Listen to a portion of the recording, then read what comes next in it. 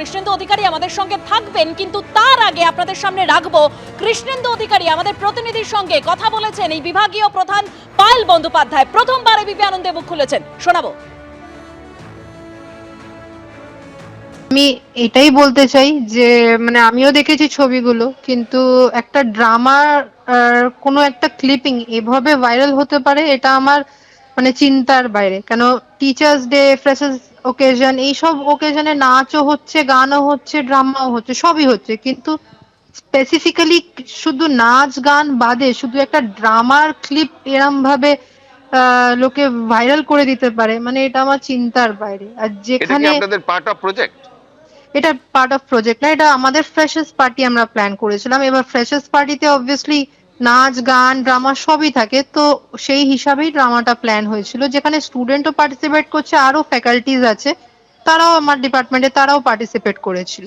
কিন্তু শুধু একজন একটা পার্ট নিয়ে সেই জিনিসটাকে ভাইরাল করে দিল, তো এটা আমার জন্য খুবই মানে মানে আমার জন্য আশ্চর্যের ব্যাপার। কারণ অবভিয়াসলি একটা আমি ফিমেল হিসাবে এটা আমার জন্য একটা ক্যারেক্টার অ্যাসাসিনেশনও হচ্ছে। আমি লিগ্যাল অ্যাকশনও নিয়েছি, যে লয়ারের সাথে কথা বলেছি, এবং এর জন্য আমাকে মানে যা কমপ্লেন করার, তো আমি অলরেডি এটার আগেনস্টে কমপ্লেনও করে এসেছি। অথরিটি কালকে একটা সিদ্ধান্ত নিয়েছে যে আপনাকে আপাতত ছুটিতে যেতে বলা হয়েছে, হ্যাঁ, এবং পাশাপাশি একটা তদন্ত কমিটি তৈরি হয়েছে, এ নিয়ে কি বলবেন?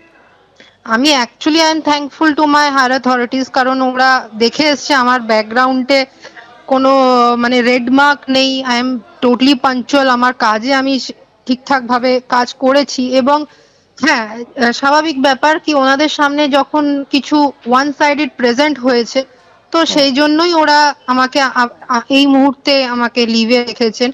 এবং আই এম থ্যাঙ্কফুল কি ওরা তদন্ত কমিটি একটা করেছেন যে আসল সত্যিটা যাচাই করতে পারবে আর সত্যিটা সামনে নিয়ে আসতে পারে।